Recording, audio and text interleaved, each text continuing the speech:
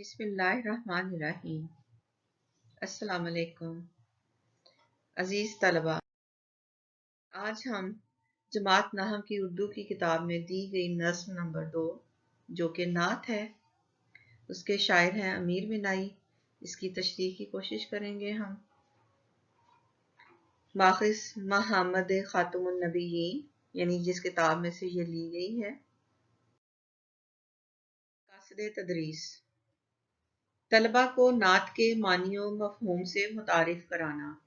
नात ऐसी नज़्म को कहते हैं जिसमें नबी पाक सल्लल्लाहु अलैहि वसल्लम की शान व तौसीफ बयान की गई हो। तलबा को नबी करीम सल्लल्लाहु अलैहि वसल्लम की ज़ात व सिफ़ात के मुख्तलिफ पहलुओं से आगाह करना। तलबा के दिलों में नबी पाक सल्लल्लाहु अलैहि वसल्लम की अकीदत व मोहब्बत के जज्बात उजागर करना। शेर नंबर 1।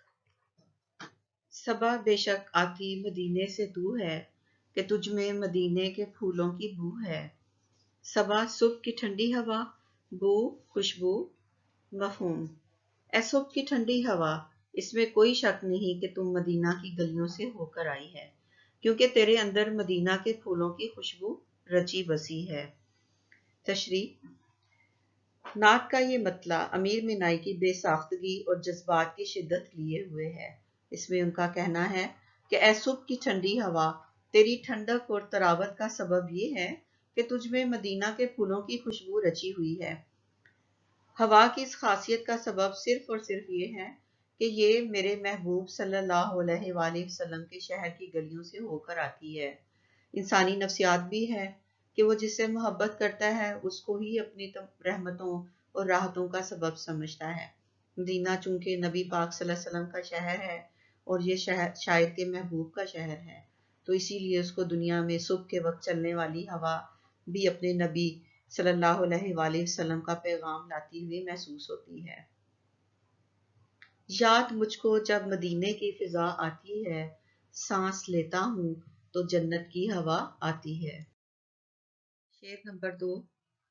सुनी हमने तोतियो बुलबुल की बातें, तेरा तज़किरा है तेरी गुफ्तगू है। तोतियो बुलबुल अच्छी आवाज वाले खूबसूरत परिंदे, तज़किरा जिक्र, गुफ्तगू बातचीत।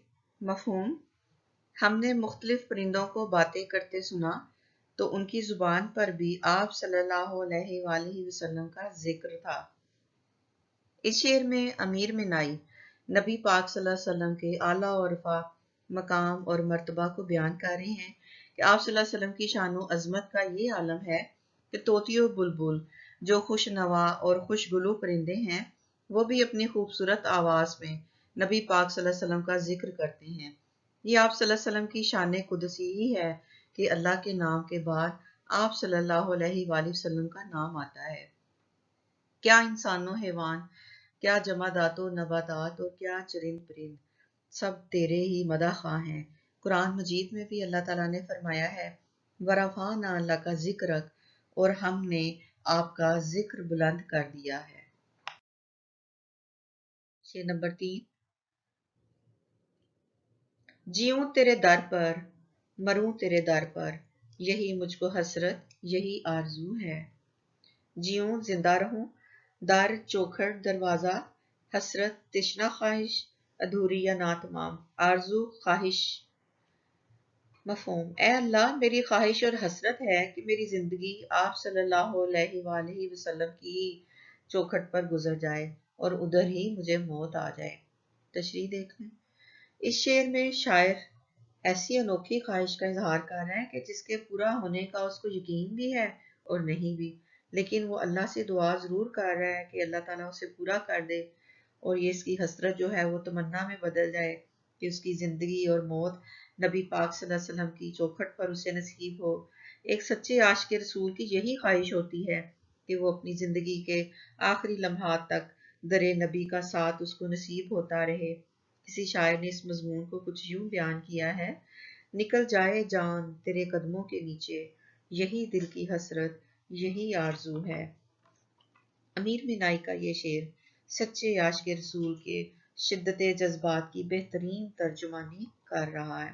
एक हदीस का भी मफहूम है کہ انسان جس سے محبت کرتا ہے قیامت کے دن اسی کے ساتھ اٹھایا جائے گا۔ شعر نمبر 4۔ جمے جس طرف آنکھ جلوہ ہے اس کا، جو یکسو ہو دل تو وہی چار سو ہے۔ جمے ٹھہر جائے جم جائے، جلوہ نظارہ، یکسو ایک جانب ساکن، چار سو چاروں طرف یعنی ہر طرف۔ مفہوم: میں جس طرف بھی دیکھوں، ظاہری آنکھ سے یا دل کو متوجہ کر کے، نبی پاک صلی اللہ علیہ وآلہ وسلم کا ہی جلوہ ہر طرف نظر آتا ہے۔ تشریح: امیر مینائی فرماتے ہیں کہ اگر قلب کو یکسوئی نصیب ہو جائے تو چاروں طرف نبی اکرم صلی اللہ علیہ وآلہ وسلم کا جلوہ نظر آتا ہے۔ اگر میں اپنے دل کو پوری طرح متوجہ کر کے دیکھوں تو ہر طرف آپ صلی اللہ علیہ وسلم ہی نظر آئیں گے۔ آپ صلی اللہ علیہ وآلہ وسلم ہی وجہ تخلیق کائنات ہیں۔ کائنات کا ذرہ ذرہ اس کی گواہی دیتا ہے۔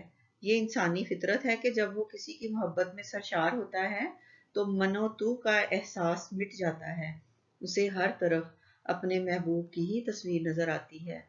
کچھ ایسا ہی حال شاعر کا نبی کریم صلی اللہ علیہ وآلہ وسلم کی محبت میں ہے کہ دل کے آئینے میں ہے تصویر یار، جب ذرا گردن جھکائی دیکھ لی۔ شعر نمبر 5۔ تیری راہ میں خاک ہو جاؤں مر کر، یہی میری حرمت یہی آبرو ہے۔ مشکل الفاظ: خاک ہو جاؤں، مر جاؤں، مٹی میں مل جاؤں۔ حرمت احترام، آبرو عزت۔ مفہوم: میری عزت و آبرو اسی میں ہے کہ میں آپ صلی اللہ علیہ وآلہ وسلم کے بتائے ہوئے راستے پر چلتے چلتے فنا ہو جاؤں۔ تشریح: نبی کریم صلی اللہ علیہ وآلہ وسلم کے عشق میں اپنی ذات کو مٹا دینا ہر عاشق رسول کی خواہش ہوتی ہے، اور یہ سعادت ہر صاحب ایمان حاصل کرنا چاہتا ہے۔ شاعر امیر مینائی بھی انہی جذبات سے لبریز ہیں۔ وہ کہتے ہیں کہ ایک مسلمان کی عزت و آبرو صرف اور صرف نبی آخر الزماں کے احکامات پر عمل پیرا ہونے میں ہے۔ وہ خواہش کر رہے ہیں کہ میں اپنی ذات کو فنا کر کے آپ صلی اللہ علیہ وسلم کے بتائے ہوئے راستے پر چلتے چلتے ختم ہو جاؤں۔ ایک شاعر نے کیا خوب کہا ہے: ریت کے ذروں میں اللہ بدل دیتا مجھے، پھر مجھے راہ محمد میں بچھایا جاتا۔ امیر مینائی کی نعت کا یہ شعر شاعر کے فکر و خیال کی رانائی کا مجموعہ ہے۔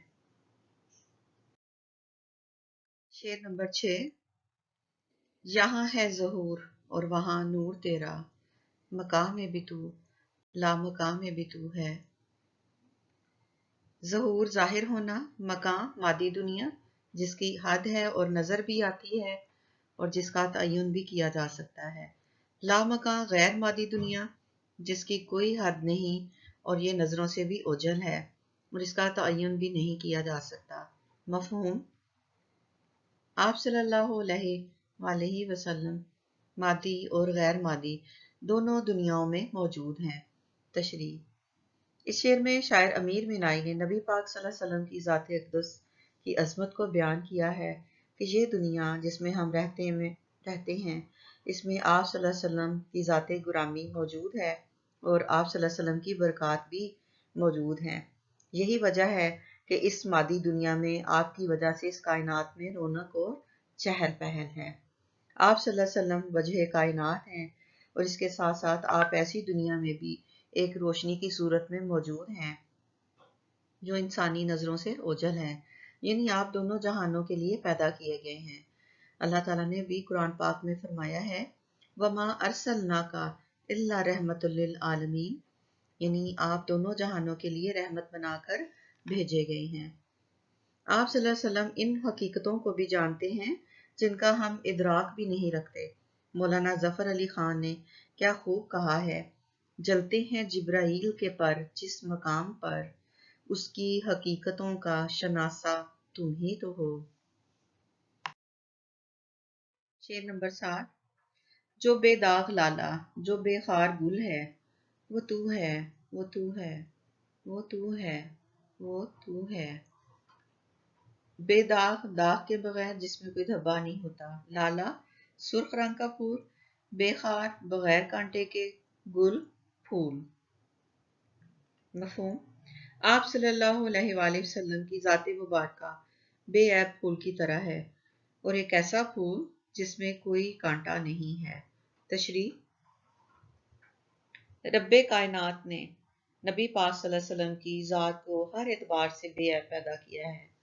امیر بینائی نے یہی مضمون اپنے انداز میں بیان کیا ہے۔ وہ کہتے ہیں کہ آپ صلی اللہ علیہ وآلہ وسلم ایسے گلے لالہ ہیں جن میں داغ نہیں، اور ایسے پھول ہیں جس کے ساتھ کوئی کانٹا نہیں۔ عام مشاہدہ کی بات ہے کہ لالہ کا پھول حسین تو ہوتا ہے لیکن اس میں داغ بھی ہوتا ہے۔ اسی طرح ہر پھول، خاص طور پر گلاب کا پھول، اس کے ساتھ کانٹے بھی ہوتے ہیں، لیکن آپ صلی اللہ علیہ وآلہ وسلم کی ذات پاک جو ہے وہ ہر گناہ سے پاک ہے، ہر خطا سے پاک ہے۔ آپ صلی اللہ علیہ وآلہ وسلم سراپا پھول ہیں جس میں کوئی کانٹا بھی نہیں ہے، جو صرف خوشبو ہی خوشبو دیتا ہے، کانٹوں سے کسی کو تکلیف نہیں پہنچاتا۔ ایک شاعر نے خوب کہا ہے: نہیں رکھی ہے قدرت نے میرے آقا کمی تجھ میں، جو چاہا آپ نے مولا وہ رکھا ہے سبھی تجھ میں۔ یہ تشبیہ کا بہت ہی خوبصورت اور عمدہ شعر ہے۔